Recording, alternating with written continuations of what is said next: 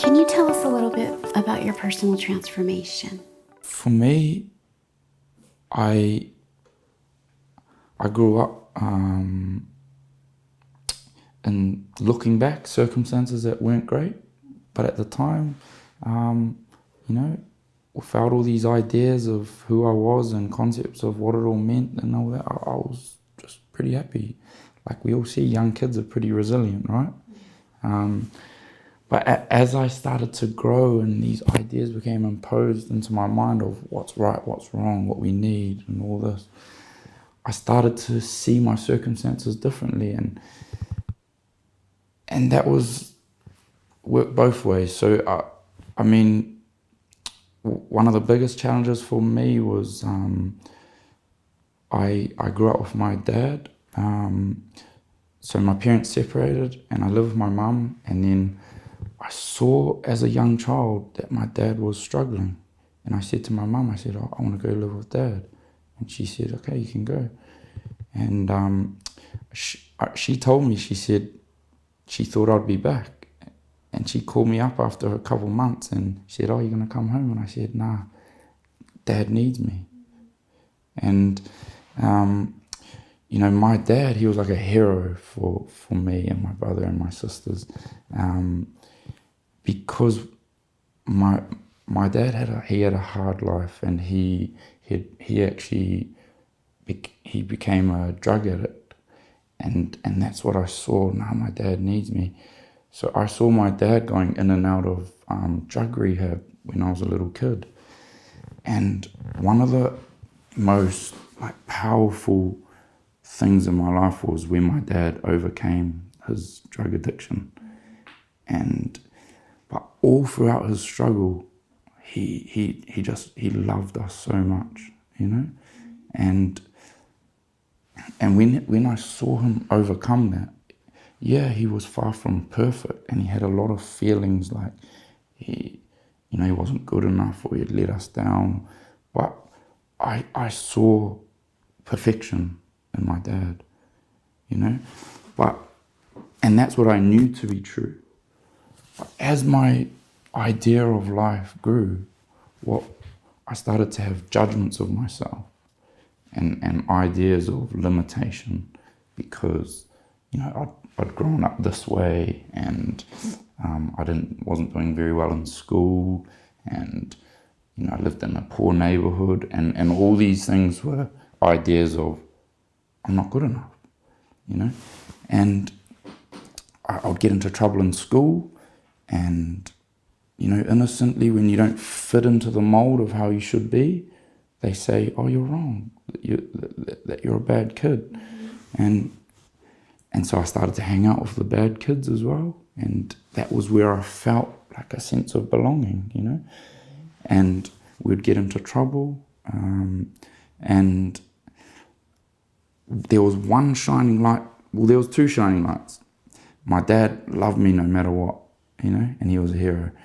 And the other was, I really loved this game of rugby that I played. You know, I'd get into trouble in school and stuff like that, and I ended up getting in trouble, getting arrested, and for like getting into fights and stuff like that.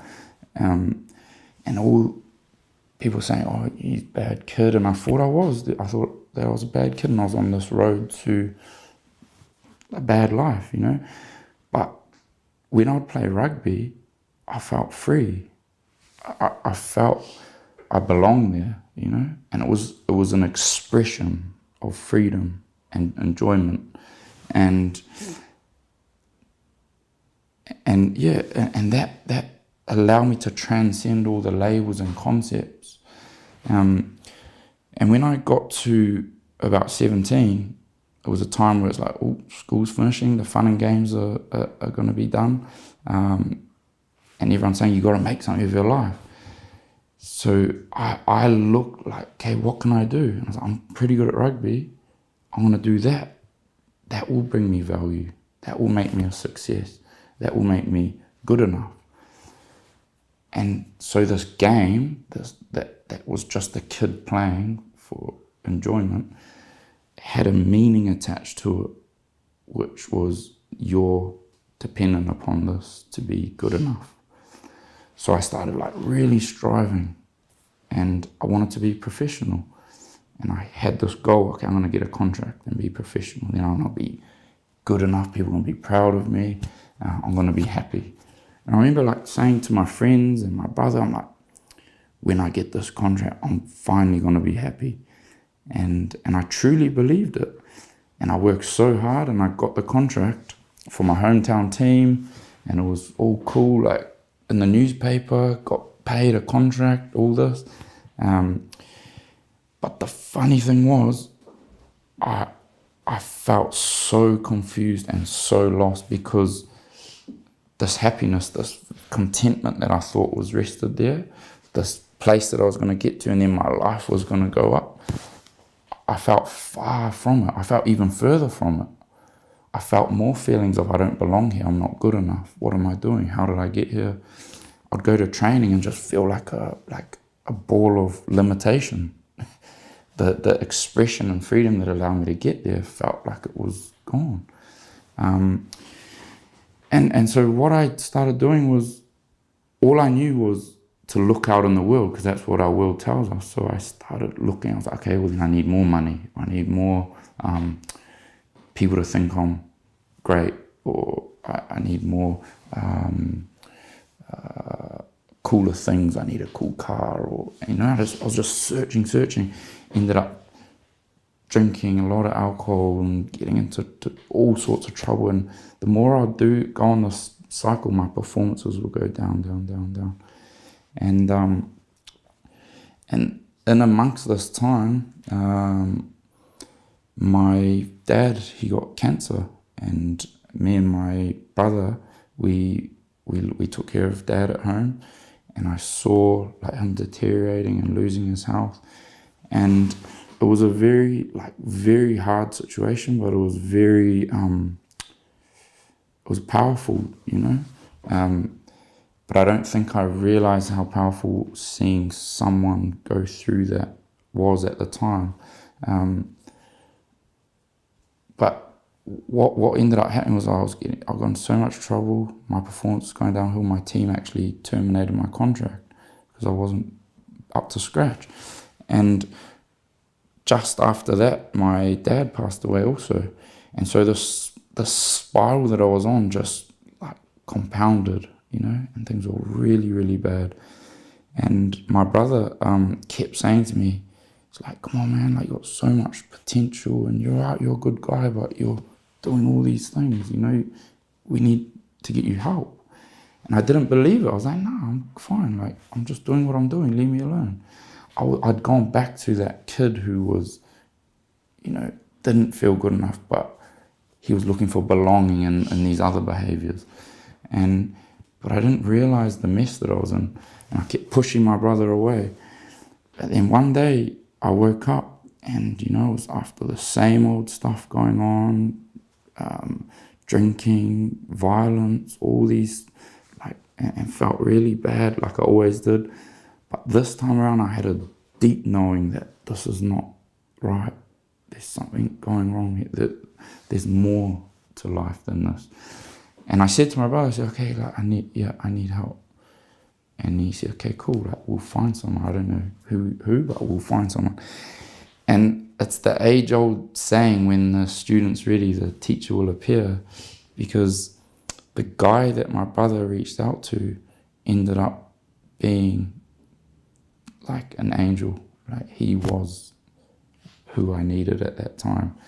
And he said, cool, I'll talk to your brother, but he's got to be open. I've got to see whether it's going to be worth his while, you know. And I went and I spoke with him, and he's like, yep, cool, you're ready to work with me. And he said, come stay with him and his family for 3 days, and we'll work together. And we worked together, and he started pointing me in all these directions, and he was just the most loving, peaceful, joyful man. And I can't even remember all the things we spoke about over these 3 days, but I remember this one thing that he said to me. He said, you know, you've been good enough all along. Everything that you've searched for, you've always had. But you've fallen for the biggest illusion and the most innocent illusion of our existence, and that is that who you are right now is not enough, and that it needs to be that feeling of being enough or okay is caused by things, circumstances, objects, material, relationships. And the more we fall for that, the more we fall into that illusion and suffer. And he said, who you are in your heart is love. And that's never ever left you. It's always been the case.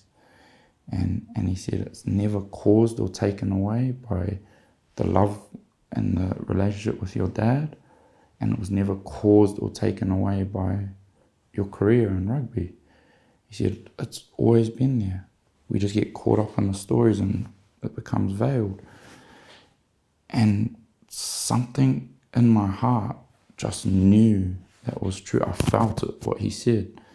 And I went away from there and I just felt this sense of I'm far more than what's going on in these circumstances.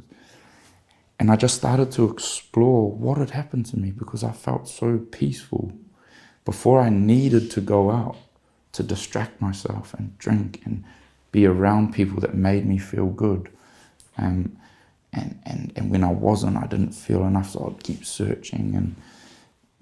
And I just went home from that, and I just felt peaceful doing nothing. And I was like really curious what had shifted in me. And I just started exploring and looking at different things, and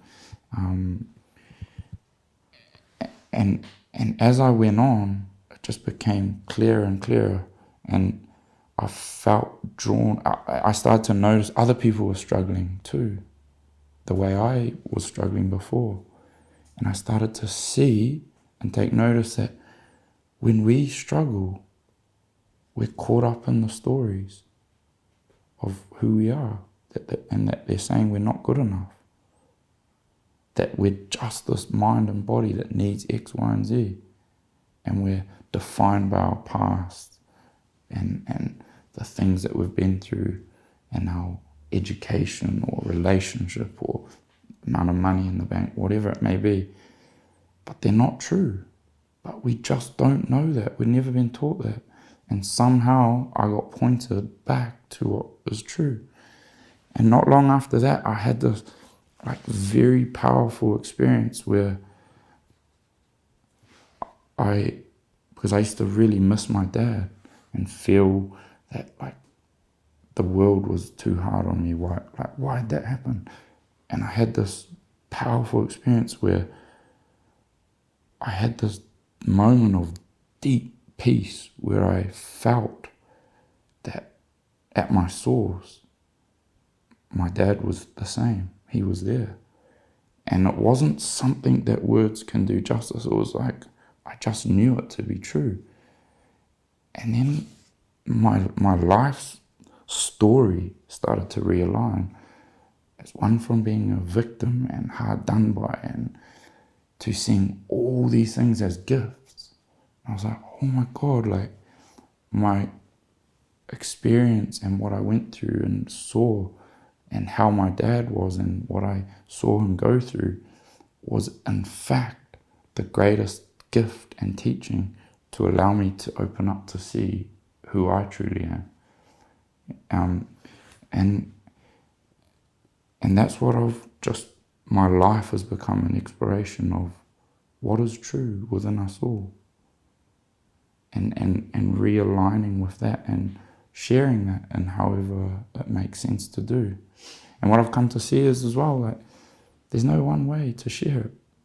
I see there's musicians who share this through their lyrics or performance. There's artists. There's teachers, the way they connect with their students. It's from an understanding that they're the same.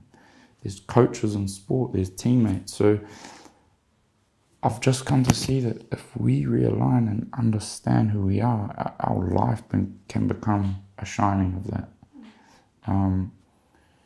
So yeah, that's from, I guess, what it looked like for me. Are we innately mentally healthy, and why? I think if you consider where I'm pointing to, the view innately mentally healthy, could be taken as we're a separate entity, and each of our psychological functionings within us innately healthy. But on the flip side, that phrase could make sense if you understand that we're not the body, we're not the mind. We are the space of pure consciousness. And thoughts, the mental, psychological functions, are the comings and goings and the activity of this awareness, of this consciousness. And if we see it in that, as that within ourselves to be true, then we start to see that there is no thought or feeling that can harm us. Only when we believe we are an entity that's separate and that our psychology is who we are, these thoughts, the past, the circumstances, the feelings, the emotions are essentially who we are, then we struggle. When we understand where the source is, aware of it all, then we see, well, no thought can harm me. And when we turn our attention to that awareness, those thoughts that seem so dark and definitive, they start to dissolve and they lose their meaning. So from that viewpoint, then yeah, we are innately mentally healthy, yeah. If everything is love, why is there so much suffering in life? That's the question of all questions. I don't know if I can do it justice, but I'll try.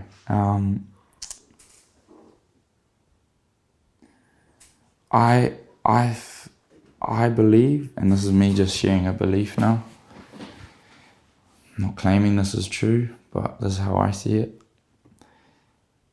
All the suffering going on is God or love or our infinite being saying, guys, turn around and see who you really are. And it's saying the way that we're viewing life right now is not right. There is enough for everyone. There is a place within us all to see beyond the surface level conflicts and politics and ideas of race and social hierarchy and capitalism and all these things. And if we turn to our source, we see it's a shared being.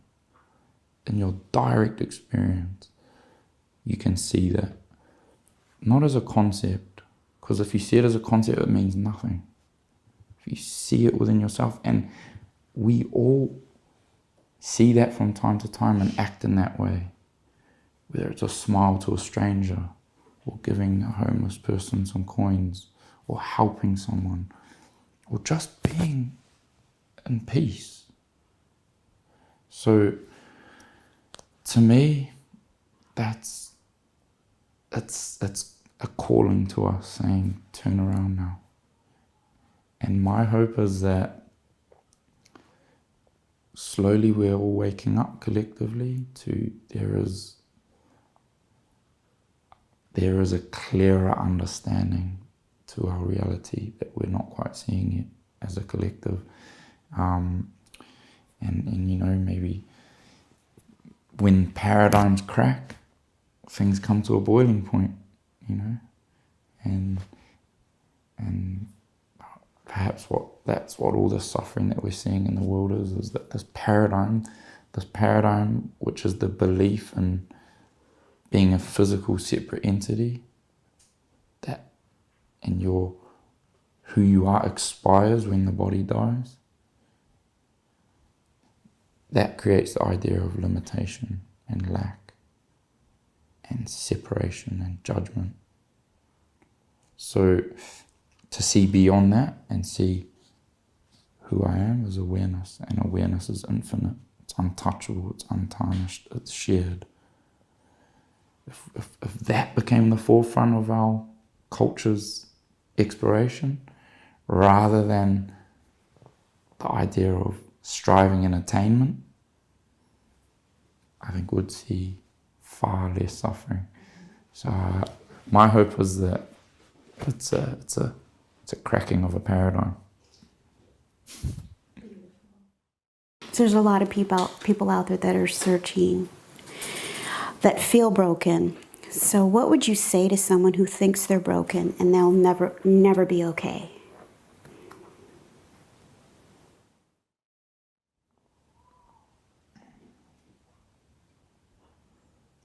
I'll say, no matter what you've been through, no matter who you think you are and what you think defines you and what's wrong with this current experience and circumstance, no matter what labels you may have been given by the world or yourself, what I know to be true in my heart is that who you are is pure love and perfection. And it's inevitable that our thoughts and our feelings are going to be dark and have stories of what's wrong at times. And for some of us, those periods are prolonged. But what I know in my heart is that who you are is not those thoughts and feelings. It's untouched by those. The day you were born into this world and you were this perfect, pure child, there was nothing that you needed to become more complete. And that fact has never left you. But we've just fallen for the greatest illusion that who we are is not enough. And then our thoughts veil the truth that we are pure, loving potential. And the thoughts will say, no, this is wrong, that's wrong, that's right. And we attach to those thoughts and we take them to be true and they compound. But go beyond the mind and the thoughts and see that right now, not an idea of your mind and body and circumstances and past and stories and labels, but right now, in this very moment, allow those stories to go to the side and see that there's nothing more that you need in this very moment to be okay. It's your very nature to be okay. All we need to do is see beyond the ideas and the stories. And the more we look to that place, even if it's a glimpse of hope right now, we can keep turning back there. And what we'll see is those stories start to dissolve. And you realize more and more and more, I'm okay. I got this. And that's what I know to be true. And I've seen it within myself. And if I can see it within myself, what I've seen within myself is what I've referred to is the same as what's within you. It's shared. So we can all see that for ourselves. Could you talk a little bit about ego? Okay. I think the word ego can be looked at in a negative light.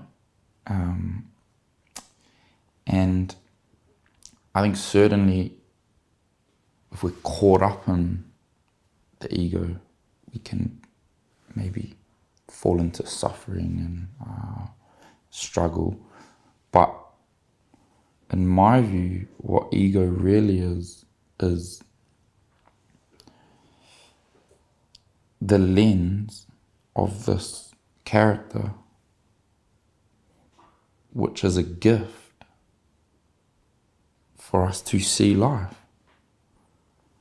But where we struggle, and ego can seem to be a bad thing, is when we take this character to be all that we are.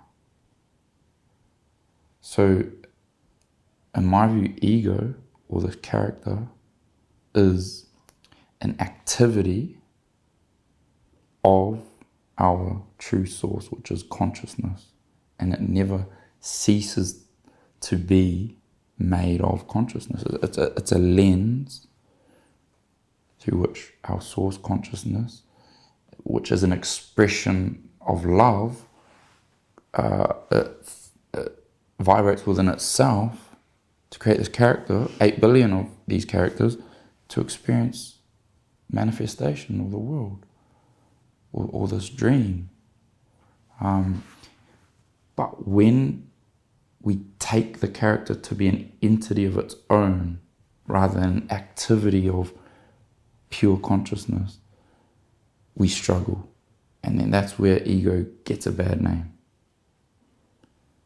When we believe this is all we are, this body is separate, and our ability to experience life is contained within the confines of this body, and that I'm separate from you and the world is separate from me.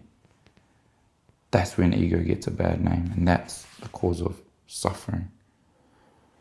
But if we understand that this character is a temporary lens made of our true self to experience this beautiful dream and this practical mind and body, then it's a gift.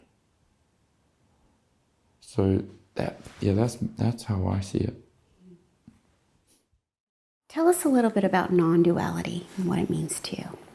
Non-duality, I think it's an interesting one, because if you even think of the name non-duality, the way it's worded, non-duality means not to, no separation. But they've not called it oneness, right. So even the name, if you consider that, allows you to see that that's indescribable, and you hear like these profound, wonderful teachers, and they say it's never the words, and it's true. And the true teacher is consciousness, and consciousness is all of our source, and it's unnameable. It's nothingness. So non-duality is perhaps the exploration to see that it's not how it seems. Because duality, it sure seems like there's duality. It sure seems as though there's a separate body here and a separate body there and all around us in the world, and this is physical and objective. So there's a whole lot of separation. So non-duality to me is the exploration to see that, yes, it seems that way, and that is the gift of consciousness to express and experience an objective world. But there's an unnameable, untouchable, pure source that, in fact, is what it's all made of. So, yeah, non-duality is something that really is unnameable And to me, there's not one way of pointing to it, or it's not even a thing. It's an exploration of your true nature, and then to see that, to realign with, this is not what these concepts and thoughts and intellect have labelled it to be. It's seamless. It's non-dual. It's one. And once again, just to like re-emphasize, it's not some far-fetched thing. If you just put the ideas to the side for a moment, you can see for yourself that things are perhaps a lot different than we've taken them to be based upon our thoughts. It's only thought that comes in and superimposes an idea that you and I are separate. If you explore for yourself beyond the thought, you'll see non-dual is what's true. It's undeniable, but it's just opening up to that, and you can be in the midst of a profound teacher, or you can read some amazing books, but it's never the words or the teacher, because the what we're looking for can't be found as a thing, and it's the most obvious and known in our experience, which is the very being, which is at the source of all experience.